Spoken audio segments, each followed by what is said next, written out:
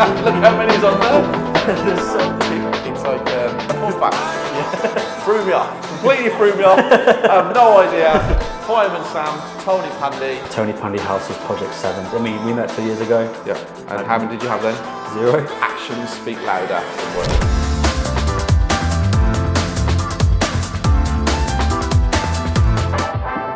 Guys, welcome back to another video from me, Stephen Hamilton. Today, I'm up north at a property that I sourced.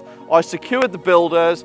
I talked one of the Property Circle members through the full renovation. We're here. Refinance actually dropped today. Let's find out if it was really a success story.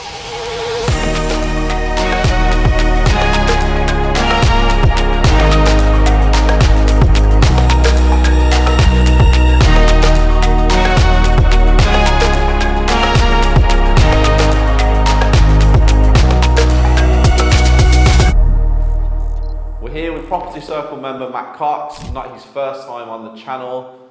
Welcome again. Thank you. Unbelievable. Yeah. I actually have to say, unbelievable. It's been a marathon, not a sprint, but it's been really worth it, and I'm just happy it's done. Of course you're happy, and like you said, it has been a marathon. It's not been a sprint, but that is part and parcel of the property game. I'm overwhelmed, to be fair, because I know we got it as a shell, and I've seen it as a shell. Then I saw it gradually, but I haven't been for a while. So now I've had the tour and I'm looking round. You must be seriously proud. So proud. I mean, it's been a journey. It's been it's been a roller coaster, that's for sure.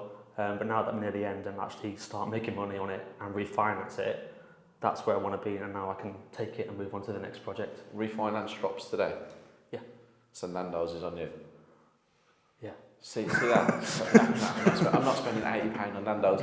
But 3 flats, yeah, all 2 bedrooms. Yeah. Are they rented out? 2 have been agreed. We've just got the middle flat to rent out, but it's only been on the market for 4 days. Incredible. Yeah. So you couldn't be happier, could you? No, I really. Would you do a house to flat conversion again?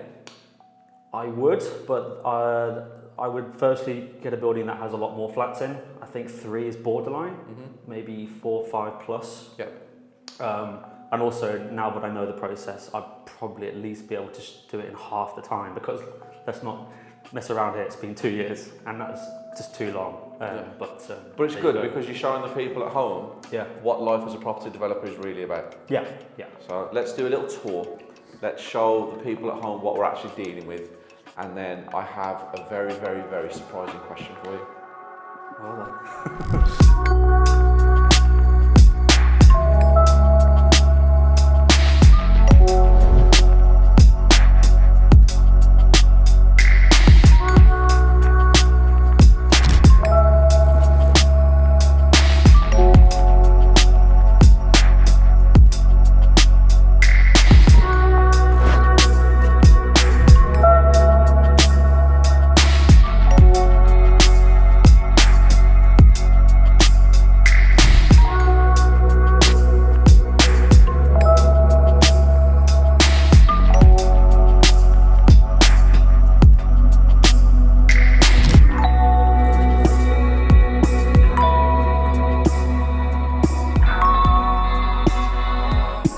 You guys just had a quick look around the property, doing his magic as usual.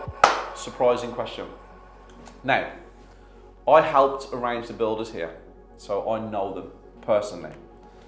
And I also know that you made a massive mistake with this property.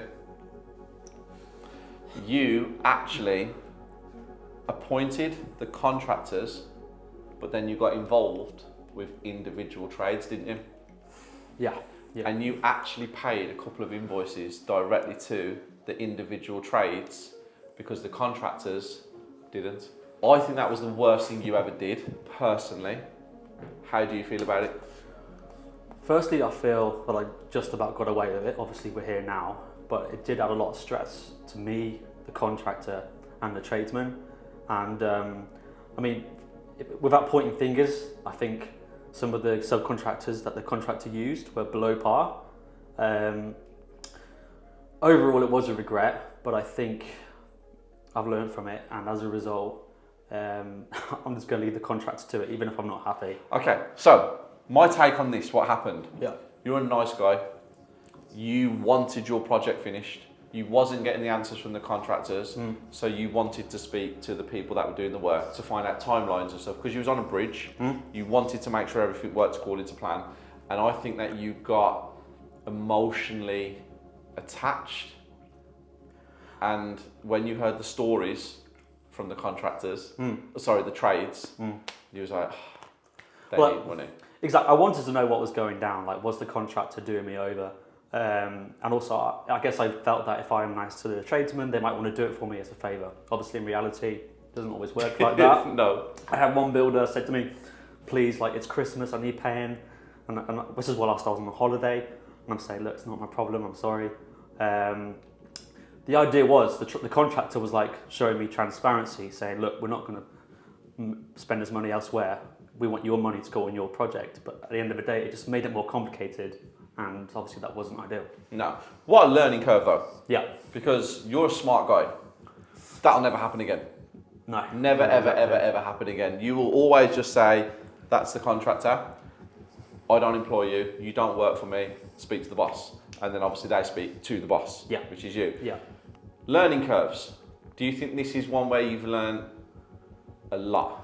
Probably the one where I've learned the most, Yeah. because I've just found I've been stumbling through this project a lot of the time, and a big part of that was regulations. So it's stuff like you've got to do a sound test, and that's something we'll talk about. You had a problem with that, didn't you? Yeah, a big problem with that.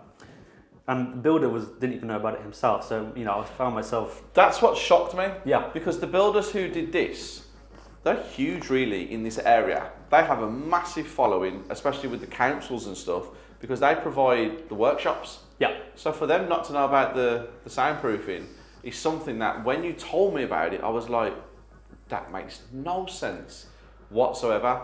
Expensive lesson. Yeah. But can you give me a little sneak preview? Did it all work out in the end? It did work out. I mean, the other thing is, it needed to happen anyway. It was just something that I didn't know about initially. Not the soundproofing. Did the whole thing work out in the end? Oh, the whole thing? Yes, it did. Yes.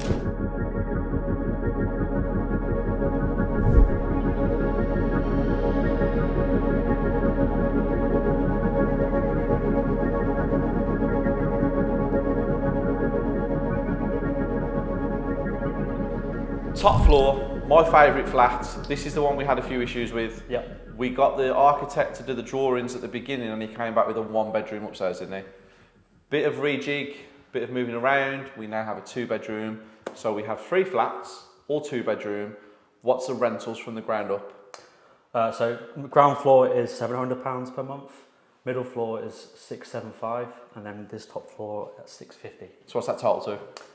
£2,025 per month. Just over £2,000. And what was the all-in? What amount of money have you spent to the penny? So the property purchase itself was 95k, legal fees 97.5, and then the entire refurb 150k. Yep. So all in, you're about £250,000. just under exactly 247,500. Okay, so just under £250,000. What is the new valuation? So we got it valued in January. I was nervous because obviously don't know what's happening with the market, but it got valued at £300,000. Okay, so a £50,000 profit at the minute if you flip them. What have you refinanced and pulled out? So I've refinanced it at a 75% loan to value. So I've pulled out £225,000. So 1 year's worth of rent. Yep. Technically would make you square, but then you've got to take out your mortgage payment. So 2 years.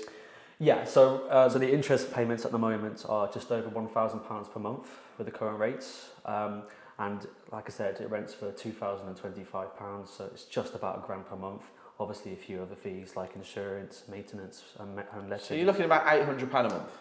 Yeah. So about 10 grand a year. Yeah. So 2 years, 2.5 years gets you completely to break even. Yeah. But you own the asset for the rest of your life, and you'll clear about £800 a month for the rest of your life for nothing. Exactly, and as you know, it's going to continue to appreciate. Yep. It's a great area, and there is nothing on the rental market right now. Like if you search for my property in half a mile, it's just this property. It's mental. Yeah, the rental market right now is outrageous. I have got 9 projects completing this month in this area, and every single property has a tenant ready to move into. And what was going for £750 is £800 is £950. Rental market's outrageous. But I'm super proud of what you've done, because this was not an easy task. When you actually sat in my office and you went, yes, I'll take it. And I was like, it's not easy. This is a big project. And you was like, no, I've got this. So I'm really proud. And the finish is exceptional. Yeah. You've done amazingly well. The one issue you did have was the soundproofing. Do you want to explain to everybody what that problem was? Yeah, so for building regulations, you need to have certain soundproofing for obvious reasons, so that you're not disturbing tenants between each floor. And there was just not the right amount of insulation between the top floor and the middle floor. So, any footsteps, it would... Because they come around and do a test, aren't they? Sound test. And then on the sound test, you either pass or you fail. Yeah. And if you fail, the way to fix it is to insulate it more. You can use different plasterboards as well. There's different soundboards and stuff like that. What did it cost you to fix it once it was done? So the worst case scenario is it could have cost me 14k, because they might have had to put in a suspended ceiling, but also a top floor insulation as well. Thankfully, we didn't have to do the top floor bit. So we just did the suspended ceiling, and that was just under £6,500. Okay. It's expensive. Yeah, but it's a lesson that you'll never make that mistake ever again. Exactly. It was frustrating. It wasn't in the building spec, and that was a mistake on my part. And maybe the builders might argue they oversaw that as well.